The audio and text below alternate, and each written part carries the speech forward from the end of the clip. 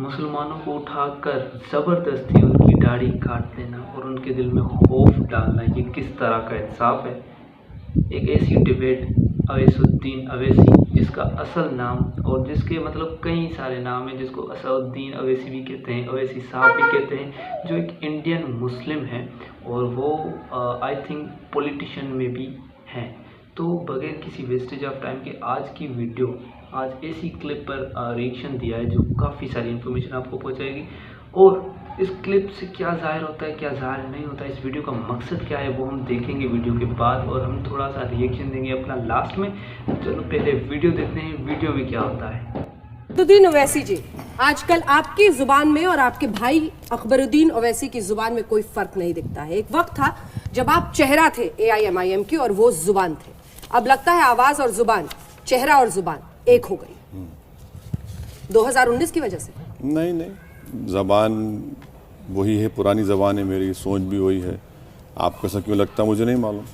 मुझे ऐसा इसलिए लगता है क्योंकि मजहब की खुलकर बात करते करते अब आप परिवर्तन की भी, धर्म परिवर्तन की बात करने लगे हैं, दाढ़ी छोड़ने की बात करने लगे हैं। मतलब जरा सा जो पर्दा पहले रखते थे हटा दिया है साहब। नहीं, देखिए मैं आपको बता रहा हूँ कि वो स्पीच जो है ना, आप उसको समझे नहीं।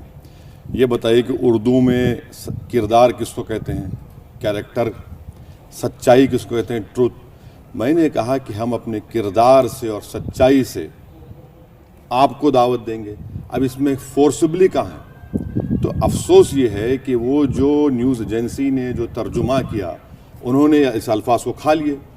वो स्पीच आज भी है मेरी, मैंने बाद में उसको रीट्वीट किया, उस पर हमारे बताया कि भाई इसमें लफ्ज़ किरदार और लफ्ज़ सच्चाई का इस्तेमाल है। अब अगर उसको वो खा लेंगे और आप लोग नहीं देखेंगे तो मैं क्या। ऐसे भाषण क्यों देते हैं सर जिस पर सफाई देना पड़े? आजकल आप भाषण नहीं भड़काते हैं। ना, कहाँ भड़काते हैं। मेरा काम भड़काना नहीं है, मेरा काम एक सोच देना है। और भाषण देना ज़रूरी है क्योंकि ये फ्रीडम ऑफ एक्सप्रेशन है, कॉन्स्टिट्यूशन में मेरा राइट है और मैं बोलूँगा।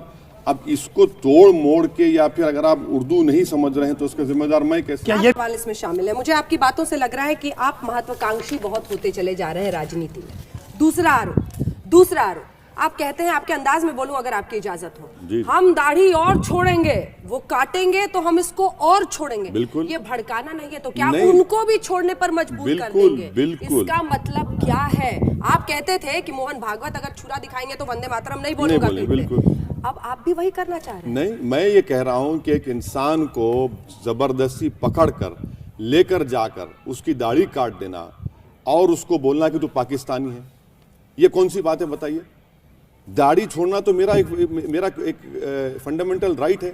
और अगर ये लोग ये हरकत क्यों कर रहे हैं कि डर पैदा किया जाए मुसलमानों में, डर पैदा किया जाए कि तुम अपनी इस्लाम की, जो मुसलमानों की जो तुम्हारी शनाख्त है, जो संविधान हमको देता है, वो भूल जाओ। इसलिए मैं कह रहा हूँ, आज भी कह रहा हूँ कि मुझे कोई मेरी दाढ़ी को काटेगा मैं फिर छोड़ूंगा। उसी डर को आप एनकैश करके अपनी महत्वाकांक्षा को पूरा करना चाह रहे हैं। नहीं, मैं तो डर दूर कर रहा हूँ। कैसे?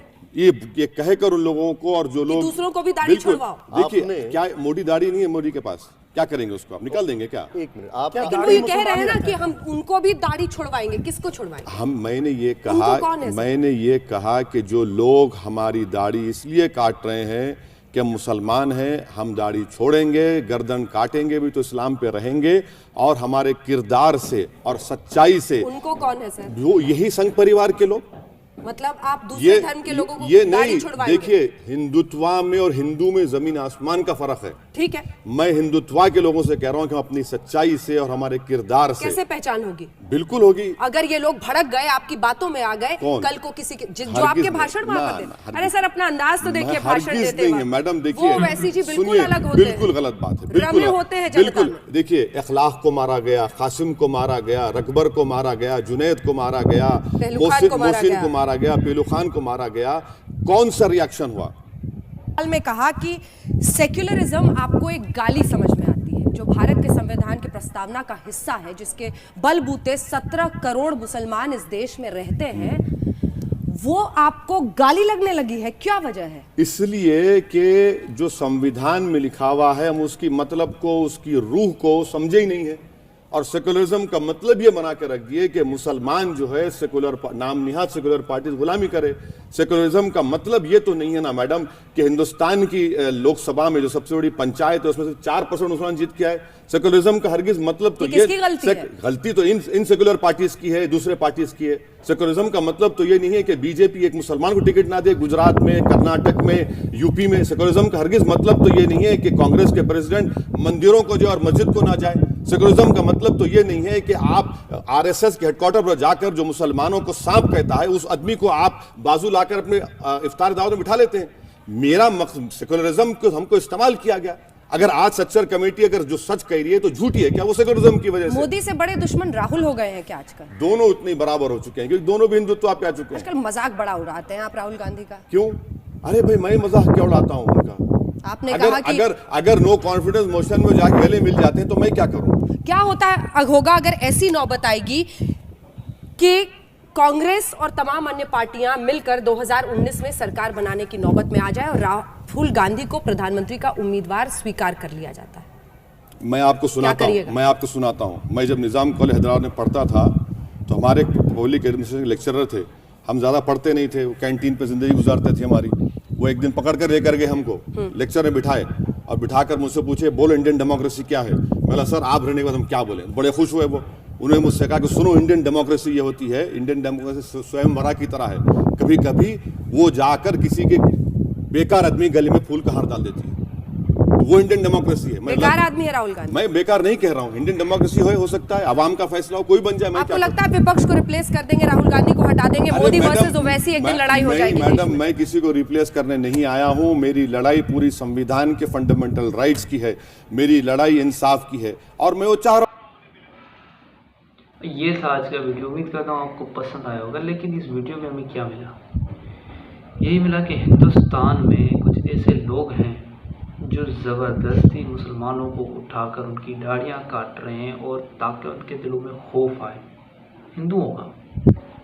क्यों ऐसा क्यों किया जा रहा है? क्यों जब उनके खिलाफ अवैसी भाई बोलते हैं तो उनको बिठाकर उन पर आरोप लगा दिया जाता है? ये किस तरह का इंसाफ? न्यूज़ चैनल्स वाले और ये जो सहाफ़ी हैं ये क्या कर रहे हैं? उनसे ऐसे सवाल क्यों हैं? बस अजीब सोच है उन लोगों की और ये फिर टीवी पर दिखाते हैं ताकि लोग और उठें और लोग तमाशा हो और ये बदनाम हो। ये क्या कर रहे हैं?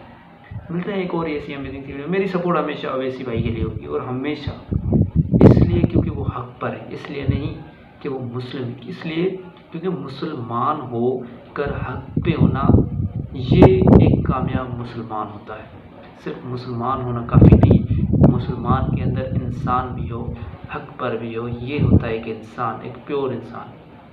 मिलते हैं एक और ऐसी अमेजिंग वीडियो में। अपना बहुत सारा ख्याल रखिएगा, अपनी फैमिली का बहुत सारा ख्याल रखिएगा, हमें अपनी दुआ में लाज़मन याद रखिएगा। अल्लाह हाफ़िज़।